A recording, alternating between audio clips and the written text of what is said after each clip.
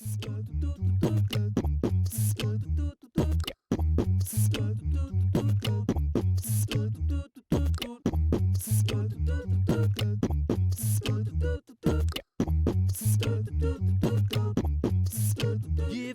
Pittsburgh a better alternative.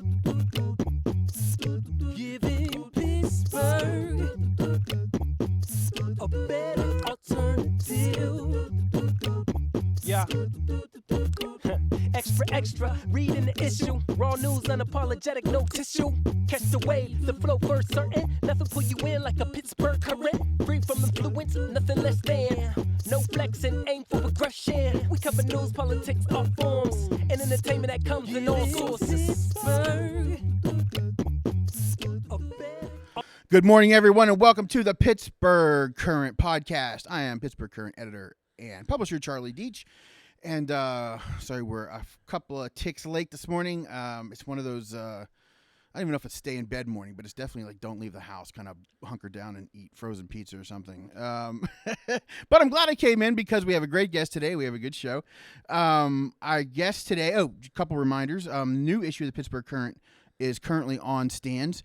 And if you haven't been, thank you, Derek Minto, who will be introduced sort of shortly. If you haven't been to PittsburghCurrent.com lately, PittsburghCurrent.com lately, check us out. We've been updating more, and you can check out our new content from our news partners at the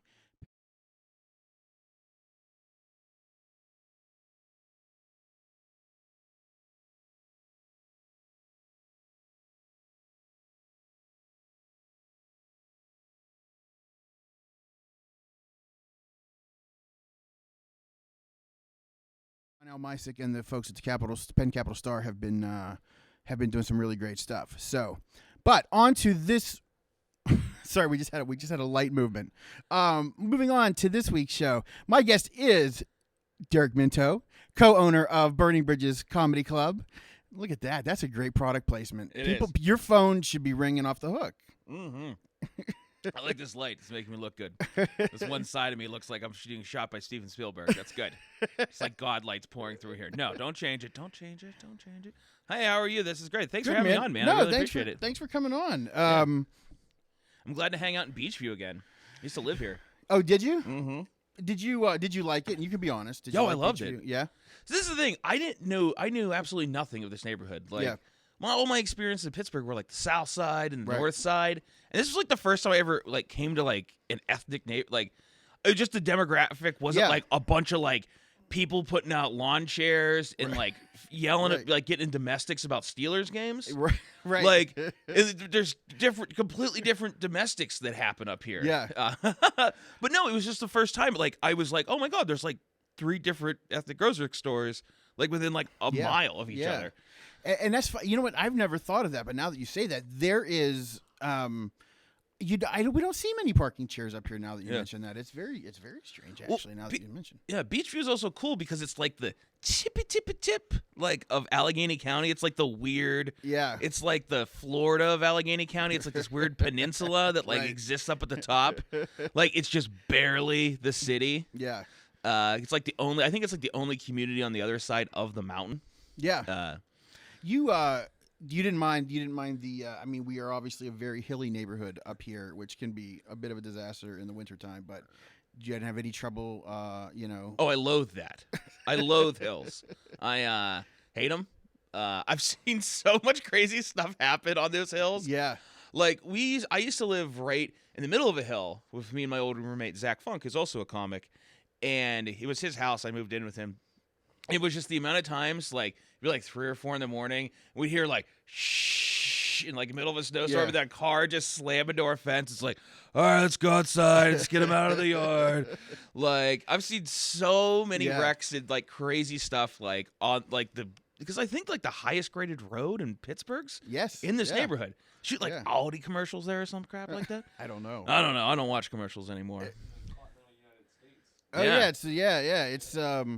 It's definitely this is definitely not a place that you want to come if it's thinking about snowing, because stay out, fat people.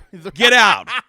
Don't come here. Yeah. You'll die. Right, because if we have to park on a hill Yeah. and try and walk down, forget it. The week I moved here, was the week I sold my bike. I moved here. I was like, well, I don't have any use for this anymore. And like I was gonna throw it away. I sold it for like $50. It was worth way more than I'm like, just get rid of it. Give me money. I mean, you're a big fellow like me. Yeah. Obviously, sometimes if the sidewalk's completely dry, we're gonna have trouble traversing down a hill. Oh yeah, if you're walking down, I used to walk down from IGA with all my stuff from the grocery store, just like, oh god, to the bottom of the street. I can do it. Like trying to balance everything out.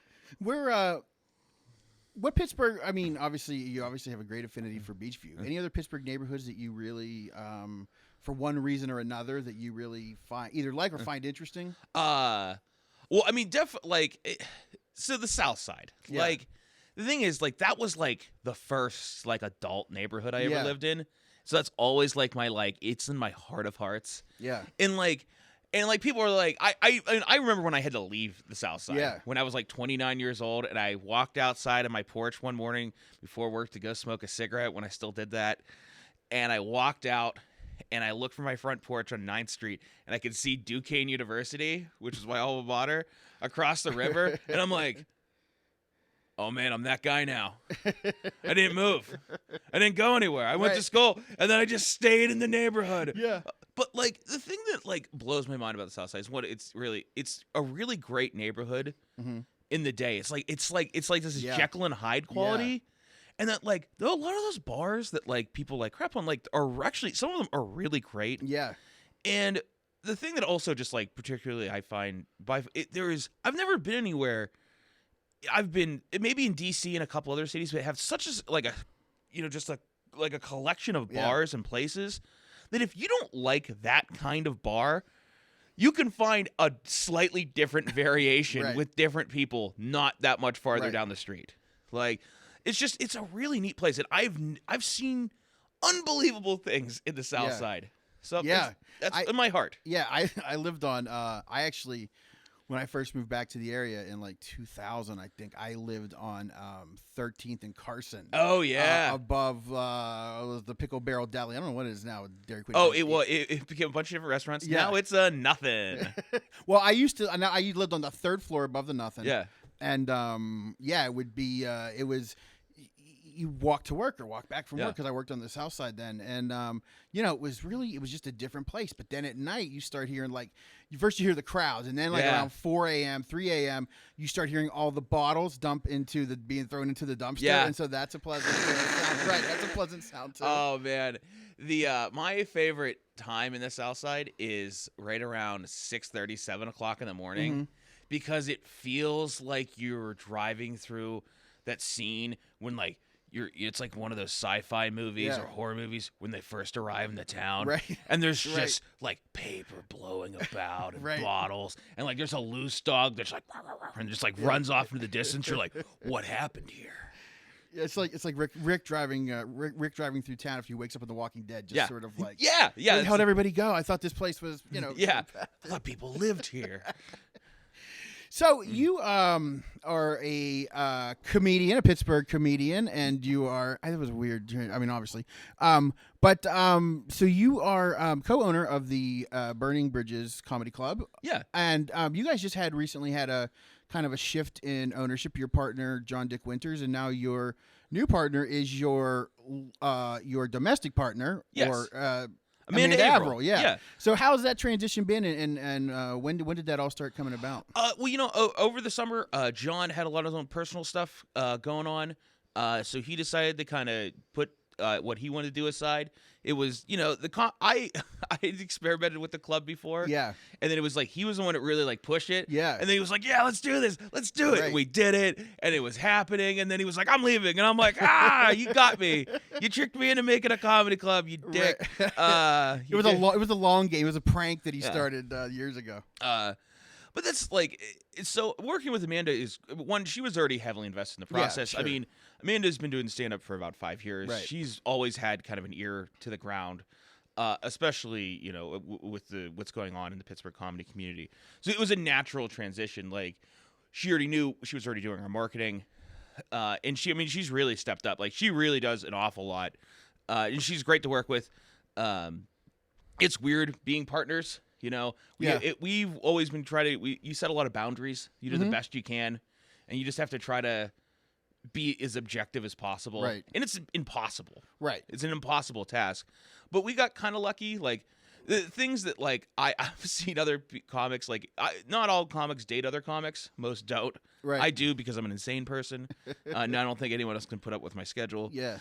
And the thing, we always had this rule, which is that you can't give each other notes unless you ask to do it first. And that works for us. Yeah. Like, it's just, because I've said no. Like, I've gotten off stage, Yeah. she's like, hey, I have an idea for a joke. And I'm like, not now. Like, and it's went both ways. Like, Yeah. sometimes we don't want, or sometimes, like, someone gives somebody a note. It's like, well, I'm going to give you a note now. It's like, they're not attack notes. They're not attack notes. Like, Notes from a lovely place. it's just trying to keep separating those worlds, I think. Yeah. Is the best part. But no, she's incredible to work with. Yeah. She's feisty. She's good. She does a good job of playing bad cop to sometimes when I play too much of a good cop. Yeah. Because sometimes I'm way too nice. Yeah. Not all the time. Yeah. You have to have that in a partnership, Yeah. either business or personal. And Yeah. in your case, both. Yeah, but she's good at trying to keep me on task and, like, you know, not being too much of a goofball. Yeah. Well, let's talk about one of the reasons you're here for a couple reasons. One of the reasons you're here is that this weekend you guys have a special event going on. Comedian Ricky Glore of Cincinnati, you said, correct, is coming in, and he's going to be recording his new record. So tell me a little bit about that, how that came about, and is this sort of production something you guys want to get into, or? So, we always try to do different things. Like, we get a lot of people asking us about using the space. Or trying to book the room throughout the year. And one of the things we try to do is we try to make sure that we're not necessarily just completely always placating the exact same clientele. Sure. All the time. Ricky was very different. We liked his comedy right away when we got his video. And he asked us just initially about doing a show. It wasn't even about doing an album recording. Ricky is he's known for a couple different things. But the most recent thing that he did is a dry bar comedy. A dry bar is a show. It's a completely sober show. They don't serve alcohol or anything. Wow. And usually the comedy's, for the most part, clean. But usually the jokes are pretty good. Like, Right. That's the kind of difference. It's not kind of this hokey kind of crap. Right. That sometimes kind of comes associated with that. So the neat thing is we don't really normally do this, and we're not necessarily completely advertising this way, but the show is clean. Usually we have a couple younger comics on the show, so it's almost guaranteed there's, a couple penis-related jokes Right. In there for sure, and or vaginas, or, somewhere in between, Penis-adjacent material. Yeah, penis-adjacent material. That's a great phrase. I was going to get it to you as a note later. That you could use it. Let me give you a note about your newspaper. But yeah, no, he was really interesting guy. He was really friendly, easy to work with, and we're just kind of excited to have the opportunity to do something like that, and also on Valentine's Day weekend too. Yeah, so. It's two shows on Saturday, correct? Yeah, 8 and 10. 8 and 10. It's $20. I believe I saw from the website, and it's Burning Bridges Comedy, 4207 Butler Street, above Hambones. Yeah. Well, actually, right next to. Right next to Hambones. Yeah. Yeah, we're we're annex the dining room basically. Okay. Is kind of how it works, like the performance space, whatever you Yeah, want to call it. Okay. Is the way it kind of works. But yeah, it's a great setup. Yeah. For what it is, because it's a nice intimate room. It's usually we only seat about 60 people. Yeah. And it's nice. It's right in the heart of Lawrenceville. You could be memorialized in history, laughing on a record, to someone's record. That's always a good thing. That is also cool too. Yeah, you can yell at stuff and then we'll throw you out because that's what happened if you yell at someone's album recording. But talk a little bit about you mentioned clean material. Where are the I don't know, trends. It's because trends in comedy, because that just makes it sound less funny to say that I'm following the trends and more dog material or whatever. But what kind of things have subject matter changed? Have you noticed more people getting political? But now that we're almost done with the first Trump, hopefully the only Trump administration, have people gotten more political as this is going on, or less political as this is going on? Pittsburgh, I think, is tricky. Yeah. That's what I've found from traveling. Pittsburgh, for the most part, the comics here stay very apolitical. Yeah. There are political comics, but oftentimes they find themselves like outside more on the road. Like one of my good friends, Chris Mohan, Yeah. he's a very, very political comic. Yeah. Like I don't do that Very kind of funny. comic. Frankly, I don't even understand that comedy sometimes. That's his own thing. Yeah. And I've known him for as long. He's done stand up since he was 8. We identify like I did stand up when I was like in high school. He did it was high school too. We've always been good friends. But like he doesn't. There's not that much of an audience here Right. for him to do that. And I generally find that like Pittsburgh comics kind of avoid it. The older comics who usually end up having to work, like either in like they do the fire hall shows on the weekends or like these clubs in the middle of the state or stuff like that. Like they don't want you to do that material. Right. I've seen like one guy get away with it, and he really, really works the angles right. Like he is definitely liberal, but he does a very good job of like playing off to like that material. Right. But it seems that like I don't know if it's maybe because of where Pittsburgh is, like how close we are to the south, or just like how we're kind of surrounded by everything else. Mm-hmm. But it doesn't seem like a lot of people do jokes, but like there's not that as many Trump jokes or like jokes about the administration as you think there would be. Right. It's kind of shocking almost in a way. Yeah. It's like it's a little bit like we're oblivious. But it's an intentional oblivion. I think so. You think it's Yeah. intentional? I mean, I don't know. It feels that way to me. Yeah. It feels that like people are a little scared to talk about it. And it's also really hard. Right. Like I have a hard time like making jokes about like I mean, I constantly complain to my friends and family and like everyone else about what's going on with our government, but it's like getting on stage and bitching about it. Like people don't want to hear it. Like I spend a lot of my day like if I'm driving around doing stuff, I listen to a lot of NPR and just try to like just know what's going on in the world so I can think about it. But like at the end of the day, most people in Pittsburgh, I don't think want to hear it. Right. I think we have a lot. There's been since 2016, there have been a lot of politicians in particular who have like when they've run, they don't talk about Trump. Even the liberal folks, because they know that part of their constituency is pretty is pretty far right, and so they want to be able to get the message out, and in your case, get the comedy out without sort of confusing it by people getting pissed off at you, I guess, in the first 2 minutes. Yeah, and I mean, I get the I do feel like, and the thing that like it honestly does bother me, to be honest with you. Like it's bothered me for a while, like because people talked a lot about during the Obama administration. Yeah. But there wasn't that many jokes. There were some, but like now it just feels like it's been nothing. Like. Yeah. And maybe it's just Pittsburgh, but like I will say it is Pittsburgh to a certain extent. I did spend a lot of I've spent time out in Seattle, like traveling around in different places. And there's definitely a much more political vibe I found in Seattle, especially like Washington State and like other places like that area, where I think it's just generally culturally it's different. Right. I mean, I still feel that of course there's conservatives, liberals wherever you go. But I think Pennsylvania is particularly weird because we have these two, kind of pockets that exist. Yeah. And then we have, the elusive Pennsyltucky. And I mean, I've seen it. Like I went out to Punxsutawney I did shows up there for Groundhog Day. I had a super great time. Went up to Gobbler's Knob, which is the most unfortunately named place in the history of mankind. Like it's like okay, you let a 3-year-old name an area because there's probably a bunch of turkeys, but it's like 10 years later, someone would have been like, we got to change this now, but no one did. It's like a 15-year-old named it. Yeah, after, it's like smoking a little weed. Let's call it Gobbler's Knob. We're gonna call that over there. We're gonna call that Cock Creek.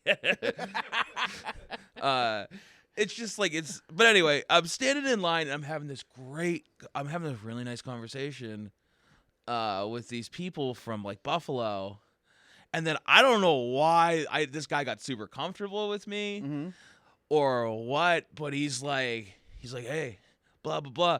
Blah blah blah blah blah blah, and then he tells me I don't remember what the setup with the joke is, but the punchline was the N-word, and I'm just like, holy cow, wow. And not 3 seconds later, he's like, all right, now go up there. I'll take your picture while you're standing on top of the log that this giant rat comes out of. Stand up on the knob. Yeah. And then, but this is even funnier to me is he was wearing this like big gopher hat or, whatever, the whistle pig, groundhog. See him in town like 30 minutes later, and now he's taking that off, and now he's wearing a "Make America Great Again" hat. And I'm like, "Hey, you changed your hat!" And he like looked at me funny, and I'm like, like, and I'm not. By the way, that's not to say that like anyone who wears a "Make America Great" hat does that, but it was just like those things. Like I have so many experiences like that where I think people, because I'm a comic, they think that like I'm cool. Yeah. Say like I had an awful experience once where I went and did a show, and I'm not going to name the other comic or the other comic that was on the show, but we come to the back and we walk into this fire hall, and they were like, "Hey, great to meet you. Hey, now don't worry, it's all white here, so go ahead and just let loose. Jesus. Just say all the stuff that you want to say." Right. And I'm like, do people think, like, and I've honestly gotten the impression, I sometimes think that, like, people, especially certain people, get the idea that comics, like, deep down inside, they're like, "Oh, I have a lot to say about races, and I have a lot of strong views for the whites." Like, I'm like, no, I really just want to make people laugh and really not upset them that much. That's the idea. I understand that, jokes have victims, but, like, maybe not like that. Yeah. But it's just, I feel like a lot of comics are, I don't want to say scared, but they just, it really is a simple idea. You really just want to make people laugh, and you don't really. Sometimes you're stuck dealing with all this other stuff you don't want to deal with. Yeah, it's kind of like if you if you don't do you're not doing race humor. Oh, because you're just being politically correct. That's the whole thing they hide behind, and it's just like the fact is like it takes some nuance to do the guys who out there who do sort of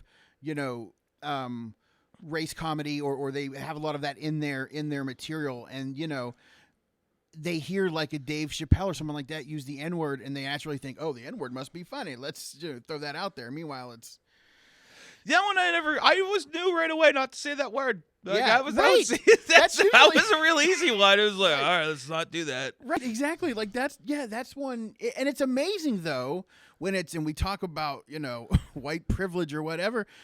It's just, or white insanity, but like when someone will walk up to you and just think that it's okay to tell you, a joke about, Asian people or black people or gay people, whatever, and it's amazing when you think like, oh, where did this come from? Who gave you the green light to just go ahead and set off on that? It's like it blows my mind. Like I think in certain ways, like I almost feel like these people want us to comment on race or something because they want to hear this opinion or something, or like this like view, right? Because there's some kind of authority, or we have like a microphone or something like that. But it's like, do you really want to hear what another white guy has to think about race? Exactly. Like that's the thing. Like 10 years ago when I started doing stand up, like there was a lot more like people like talking about races and like white guys. Like, and now it's kind of like maybe you should shut the fuck up a little bit. I don't know if I'm allowed to drop an F-bomb. I'm sorry. Yeah, you're good. Oh, cool. Good. F words. Yeah. But now I think it's like really you have to kind of examine like where you are. Like I've watched so much stand-up comedy, and I can't even tell you the amount of white bearded dudes I've seen come and go, through stand-up comedy. It's just I'm one of them. Like I'm not never stopped. But I'd rather hear a different person's viewpoint, at this like or a unique viewpoint. Like I don't need to hear the 11th millionth joke about Tinder. Right. Like if you have, by the way, I'm telling you right now, if you're a comic that's watching this joke and you have a joke about Tinder, it's hacky. I'm telling you right now. Derek Minto says so. Okay, good. Sorry, I just wanted to get What makes it hacky? Overuse or it's nothing? It's just a constantly like, okay, here's dating like roulette. Right. Like, let's just make jokes about that. Oh, I got paired with this. Oh, no. Oh, man, this lady had man hands. It's like a Seinfeld episode. But like, I've heard, and that is one trend that I've heard everywhere. Like, every third or fourth comic talks about Tinder. And the other thing that's really popular right now is talking about Pornhub. Really? And particularly the trend that exists on there with incest pornography. I've heard way too many of those jokes.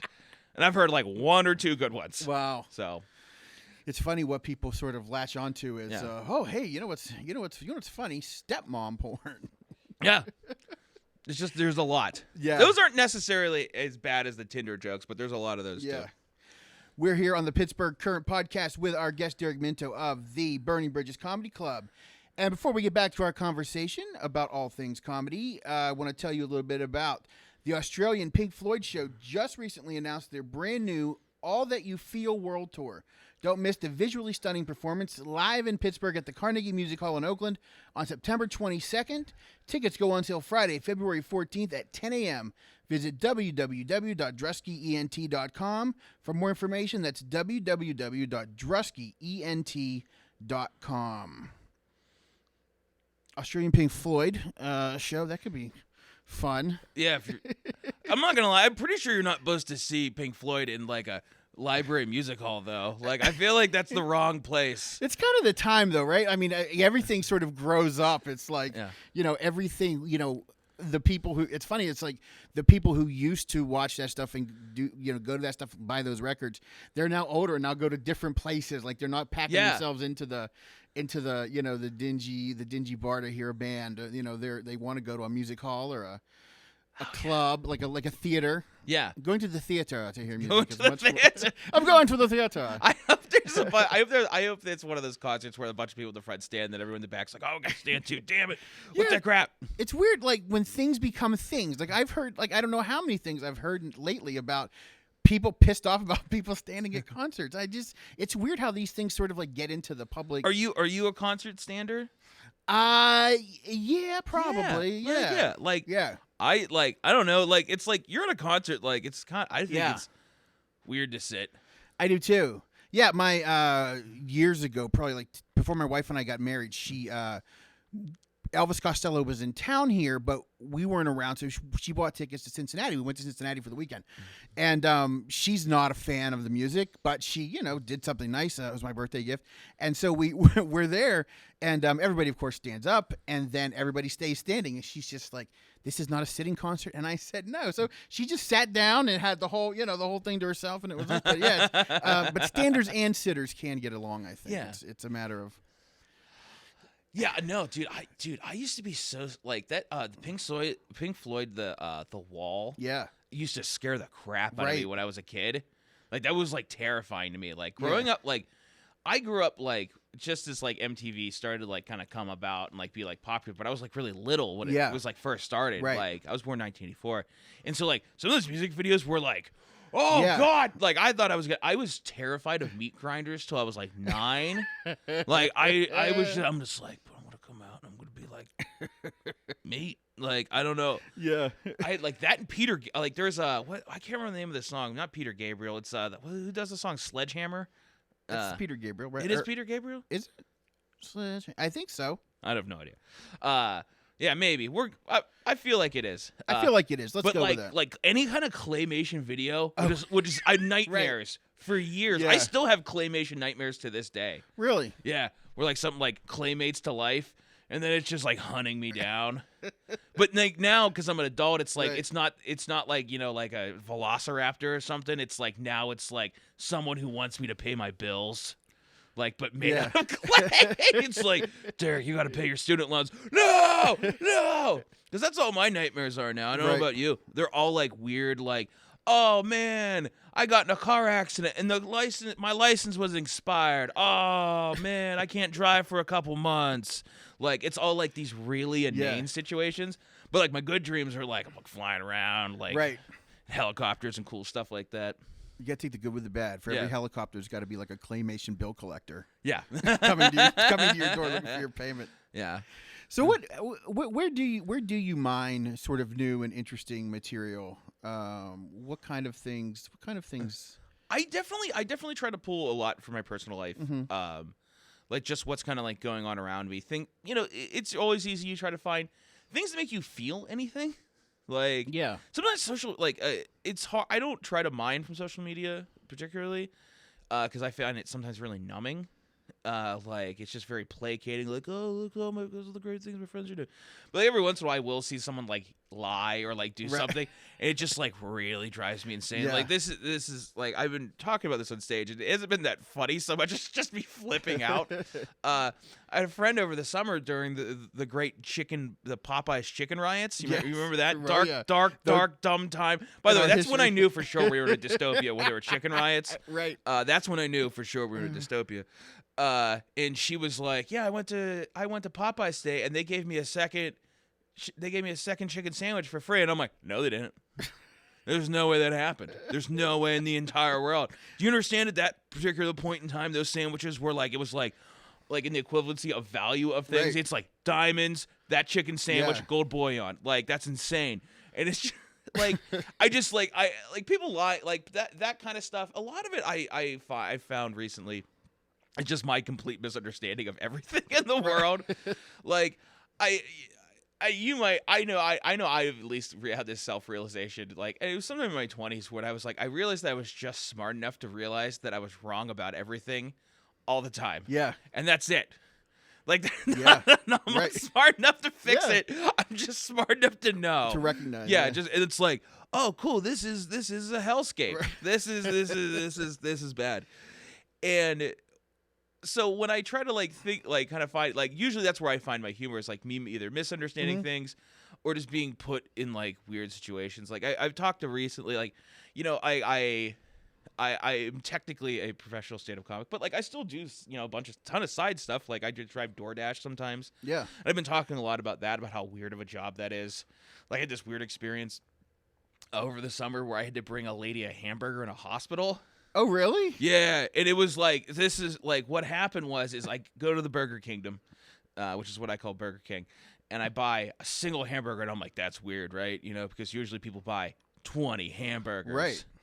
And because it's like you paying $12 for like a hamburger. That's weird. Right. Immediately get a text message that says like, "Dear Sir, Madam, the last 3 DoorDash drivers have been turned away from Presbyterian Hospital ICU ward. Will you, sir, please bring me a hamburger against my doctor's wishes?" And I'm like, yeah, I will.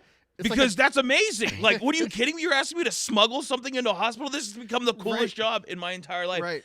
And no one batted a single eye when the fat guy walked through the door with a fucking hamburger. Like, no one said a damn thing. Everyone's like, that could be a bomb, but it's definitely a hamburger. There's no way. Yeah.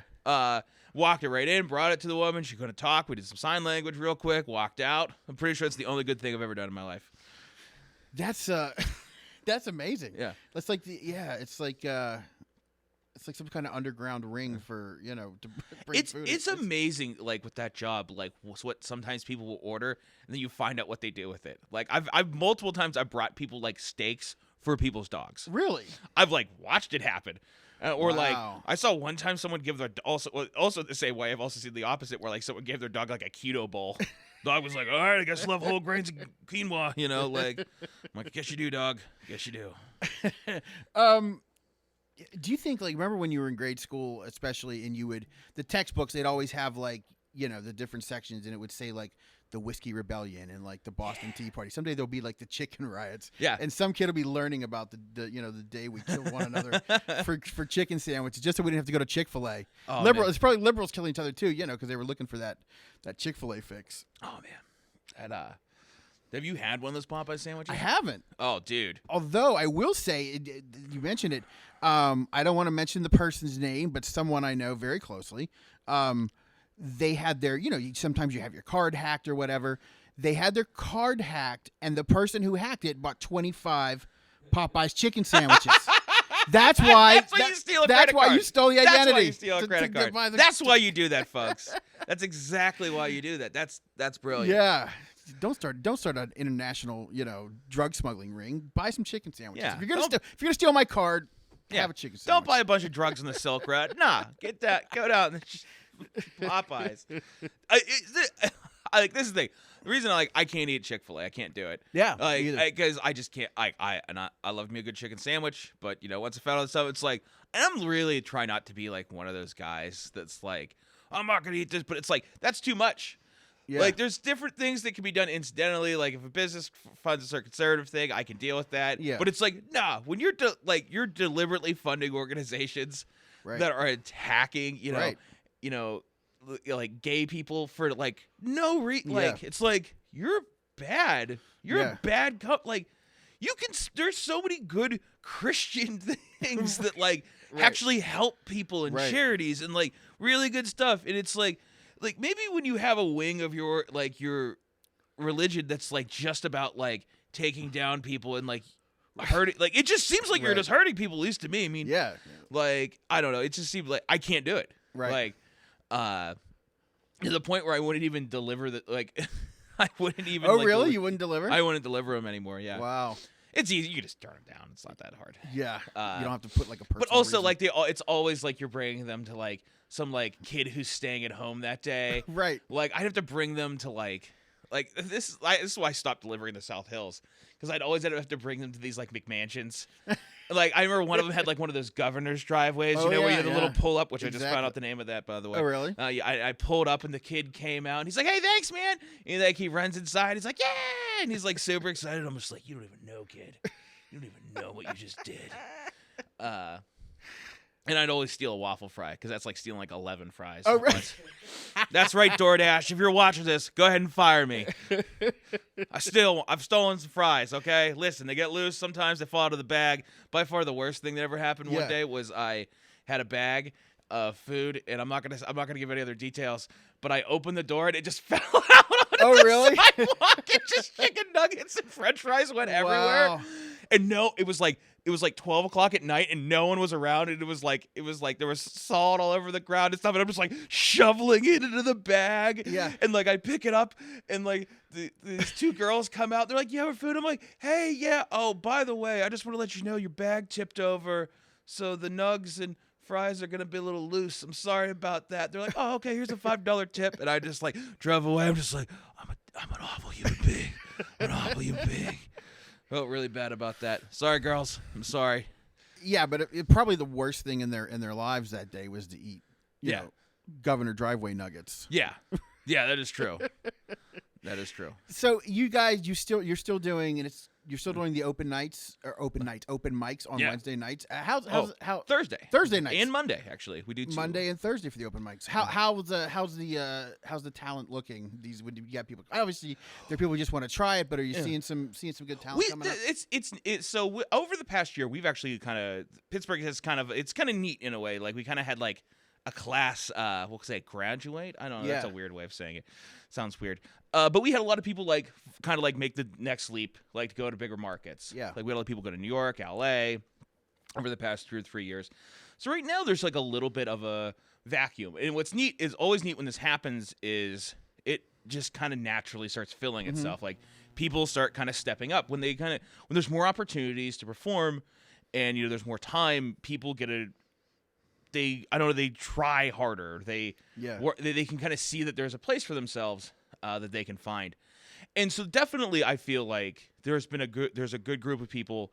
It takes time. Like that's and it's always the thing that's kind of great about stand up in this weird way is that it is a crucible and that it will just break people down. Yeah. And it will get rid of people who are not devoted to it. Right. You will also always keep some people. You always keep some of the slag, so to speak. But we've had it's been really nice. Like Monday and Thursday nights is we finally it was 3 or 4 weeks ago, we had 57 comics. It was probably more like 58. Wow. And the record before that was at our 5th year anniversary. We did 50 comics deliberately. Right. And so we did 57 in one night, and that almost killed me. Because I'm still very dumb. I host the entire Thursday night show. Yeah. Most people don't do that really anymore. Like in any other city they would break it up, but I'm just like, I don't know. I like hosting. Like I like doing a lot of other comics don't like doing it. It's a slightly different skill set than regular stand up.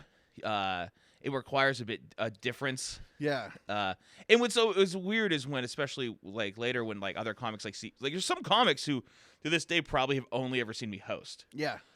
Not because I don't go out and do shows. It's just it's just the way it works out. Right. And they're always like, "Oh wow, you can actually do stand up." I'm like, "Yes, I can. fuck you. Been able to before that. But it's really neat. I kind of like being on the ground level a little bit. Like, I mean, I've done stand up for 10 years. Most people have done stand up. They pretty much remove themselves. But I kind of like what's going on.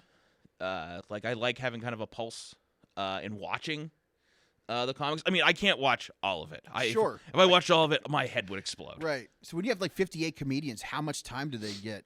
Usually like 2 to 3 minutes. 2 to 3 minutes. Wow. Yeah. And the thing is that's much closer to like a bigger market. Yeah. Like New York or LA. You're going to get a smaller amount of time. You're going to get like, on certain shows, you might get like, there's a New York show where you get a minute. Like, I have one joke that I can tell in a minute. Maybe. Like, I'm like, and that's kind of part of the problem of me staying so much time in Pittsburgh is that I have a lot of long-winded jokes. Right. Like, there's a lot of stage time here. So I have a lot of opportunities to do stories and do longer form pieces that I wouldn't normally be able to get away with other places, just because there is just a cornucopia of stage time. How do you know what plays where? Is it just sort of like you learn by doing, or do you hear different things that come out to say, hey, when you play whatever Harrisburg, don't do X material? Or this has always been my methodology. I don't always know if you're, especially if you're the host, you're the one that has to. If you're not the host, you try to listen to the host and see what happens. That's part of the that's the reason a lot of comics don't like hosting or don't like actually doing material up front, because oftentimes it tanks no matter what you do. But that's the job. You take the bullet. Right. Sometimes it's feature spots, takes the bullet, but like particularly that's your job. Your job is to try to kind of get the gear and just get the thing turning. Right. Like, be like, kind of, you act as this weird liaison between you and the audience. Yeah. And you hopefully connect with them in a certain way. They're like, okay, we trust this guy enough that he's going to run the show. Sometimes it's the opposite that happens, and they hate you. Right. And then they like all the comics to spite you, which is fine because you're still doing your job. Right. But I think like with hosting and like all that stuff, it's it could be both like fun and harsh, because it's you can sometimes really figure out, and sometimes you just don't figure anything out. Right. So what my personal methodology is always to try to write something on the spot. Yeah. Like, find like, because if you can demonstrate to an audience that you are paying attention, you're listening, you're not just going to get up there and you're going to do your same rote material again, just at them. Like, you're willing to like talk about the space or like talk about what's going on in the room. I think it really kind of draws the audience into you. Yeah. And then you can just do your dumb jokes. What do you do? I'm sure when you have a lot of, especially starting comics, they come to you. I would assume anyway, they come to you for maybe notes or how did I do or so forth. How do you handle that, especially when they're not so good? A lot of them don't. They don't. They don't want to know it. Maybe they're already. I think it is a little bit that. I also think a lot of times, I mean, people do come to me nuts. Just it's probably as often as you would think. It's really hard to give notes. Like, this is the one thing that it's really hard to do is. People will sometimes be like, hey, can I run a bit by you? And I will always say no. And the reason I always say no is because no matter what happens, I will laugh. Right. Like, I'm just like, I'm stuck in a situation with you. Right. Like, I'm going to laugh at your joke because I'm extremely uncomfortable. Right. And I don't want you to feel unfunny. But the thing about stand-up is there's a context. It's like, I don't imagine this happens to you where, like, you're like, oh, I'm the, editor-in-chief of a newspaper. They're like, oh, yeah? Write me an article. Stand-ups talk about this concept all the time where it's like we get the same, for some reason, doctors and stand-ups. Doctors like, hey, can you look at this mole? And it's like, hey, tell me a joke. Funny, man. Right. And the thing is, both of those things require context. One, you got to put on a coat, a stethoscope, stethoscope, however you say that word. Heart listener. Heart listener. Yeah. Old school iPod Airs. And like there's a context. With stand-up, there is too. Like, people have gotten on stage. There's a microphone, my only tool, other than a stool that I maybe hump later on stage. And those are the things that I have, But there's also like a stage around me. So like, I don't have jokes that like I can tell. I know one street joke. Really? Like, I can tell one street joke, and that's it. And it's a clean street joke. It's not even that good, but it's just like the only I've told it like You got to tell it. Okay, well, okay, fine. I'll tell you the street joke. Twist my arm. Okay, fine, fine. All right. There's this bar, right? And this is just how I tell the joke. Yeah. There's this bar. It's really busy one night. In through the front door walks a duck, and it's really busy. It's happy hour. Duck, kind of somehow gets up onto a stool. No one quite knows how. Sits there, and bartender's working down and finds the duck, and he says to the duck, "What do you want?" And Duck says, "Do you have any grapes?" And the bartender says, "No, we don't have any grapes." Duck hops off the stool and leaves. It's like a week later. And it's like really, really busy. It's like happy hour. It's like a Friday. Like they have a wing buffet. Right. Like all this stuff's going on. Like there's a corporate event in the back room. It's crazy, but it's getting crushed. Duck makes its way in. And it's just as somebody moves, Duck hops up on the stool, sits down.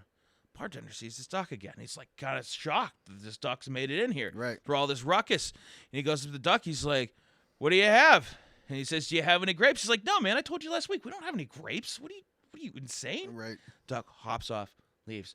Next week, it's like the biggest sporting event in town. Everyone's there. There's like tour buses of people outside. There's a convention. There's a bunch of soccer hooligans.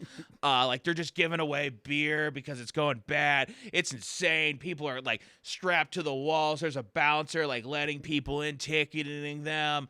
It's also like it's just insane, right? It's Duck somehow gets in, sits down on the stool. This bartender sees this bartender's crushed, right? Bartender walks over. He's like, "What do you want?" And the duck says, "Do you have any grapes?" And the bartender says, "Listen here, you little bastard. I'm very busy right now. I cannot deal with this. Listen, if you come in here one more time, I'm going to tell you right now, I'm going to screw your goddamn bill to this bar. Do you understand me?" Duck quacks and leaves. Okay? Week 4. It's like St. Patrick's Day. Yeah. It's insane. It's unbelievable. Like, they're broken the fire code. The fire marshal came. They gave him a bunch of beers. He doesn't even give a shit anymore. People are, like, planked on top of each other. There's, like, bunk beds of people drinking. It's a very unsafe situation. And this duck comes in and gets a seat. And the bartender comes down ready, just so seething mad. And he says, "What do you have?" And the duck looks at him. He says, "Do you have any screws?" And he goes, "No, I don't have any screws." He says, "Good. Then can I have some grapes, please?" That's it. It's the only street joke I know. It's a good one. Yeah. So it's a weird, dumb joke. Yeah.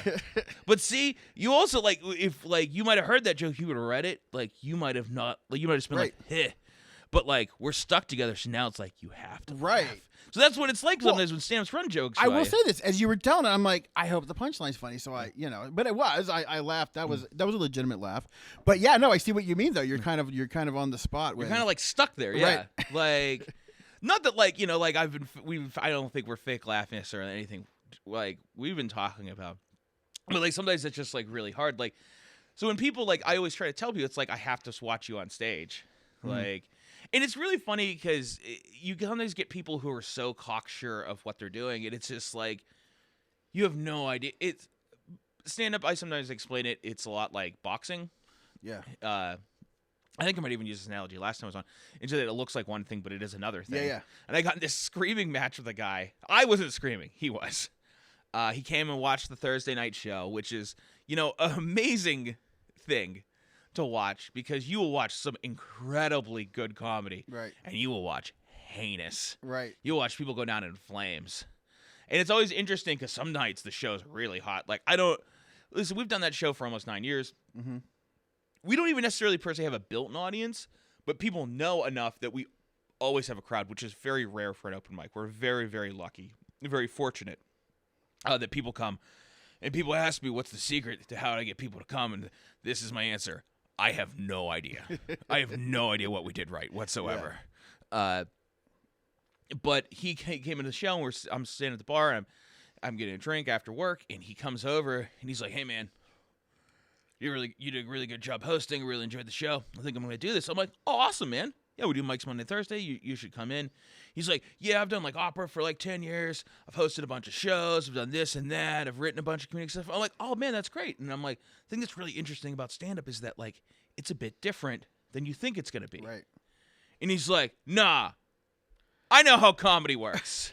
And I'm like, and I really was not trying to pick a fight with this guy. Yeah. And I'm just like, hey, man, like, it's just, the thing that's like, I'm just telling you, you'll find out when you get on stage. Because I thought the same thing. Like, I did a ton of acting, tons of public speaking. I had briefly dabbled it, but like, it's not what you think it is. And this guy's like, I know goddamn, like, it just becomes like, I know goddamn well how stand-up works. And I'm like, okay, I'm going to stop you. Just come in on Monday or Thursday. I'll gladly put you up. I'm not going to fight with you, man. And then, like, he followed me outside in, like, a middle of a conversation. Wow. He was like, do you even know what funny is? And luckily, I'm standing there with, like, 4 comics, and it's like, hey, man, we think you have a problem, dude. Maybe you should leave. Like, and I had to, like, walk away. Wow. Like, it was weird. You ever come back? No, they never do. The guys who get really mad and crappy like that, they never do. Yeah. We've been talking with Derek Minto, co-owner of the Burning Bridges Comedy Club. This Saturday, the 15th of February at 8 and 10 p.m., Cincinnati bass comedian Ricky Glore will be recording his new record at the Burning Bridges Comedy Club. $20. Come on out, 8 and 10 p.m., and be part of history, as I say. Before you go, let me ask you, I assume we have the Burning Bridges Comedy Festival is on tap. Tell me a little bit about that. Where are you in the planning stages of that? We're pretty much ready to go. We're about to announce all the other fun stuff, some of our headliners, all that stuff that should be coming out in the next week or two. Yeah. It's going to be all over the city. We try to kind of keep it a lot of it in Lawrenceville. Yeah. Like the Burning Bridges Club is kind of the base. Mm-hmm. But we have shows. We try to use most of the major like comedy venues that we can. So like there'll be there's definitely shows at the Arcade. There'll be a show at the Steel City Improv Theater. Yeah. We're doing a show at Apis Meadery. I think they're going to be one of our sponsors. Apis, please sponsor us. If you're not familiar with them, they make honey wine, which is delicious. Yeah. But yeah, the idea is just kind of, we bring in a ton of great national acts. They submit. Stand-up festivals are weird. You pay a fee, you submit, and then we take everyone else's money who didn't get in, and we use it to have a festival. It's not a very good system, but that's how it is. It's probably going to make a better system, and we'll do it. And it's really neat. Stand-up festivals are one, it's cool because you can see a ton of talent that you're not going to see anywhere else. And some of these people, like, I've seen people who've, like, absolutely, like, blown up or like become like done like really like great stuff. Like I've been up in New York and like I was at one New York stand-up festival and like a bunch of those people ended up being like at a bunch of like NBC pilots like a year later. Wow. It's just you can see this kind of it's neat because you also see some of the best like locals in the city kind of being showcased. Right. And it's neat because also as a stand-up you get to meet a bunch of different people and just hang out in a different city. It's kind of like a weird kind of like comedy vacation. Yeah. But most of the shows are going to be relatively cheap. I know one of our headliners is going to be Dave Stone right now, who we've had a couple years in the past. He does a podcast with Kyle Kinane called Boogie Monster. We're really excited to have him. He's super funny. We've had him at the club before as well. But yeah, you can definitely find out all the information. We should have our website up with all of our comics soon. It's www.Burning Bridges Comedy Club, or you can look at Burning Bridges Festival, and that will bring you right to our page as well. Fantastic. Derek Minto, thanks for coming in today, man. Oh, yeah, Especially on short notice. I appreciate it. Oh, yeah, absolutely. And head out to Burning Bridges this weekend. Check out Ricky Glore recording a live album, 8 and 10 p.m. on Saturday the 15th, $20 to get into that show, and it will probably be worth every penny. So check it out. Derek, thank you very much. And this has been the Pittsburgh Current Podcast, and we'll see you next week.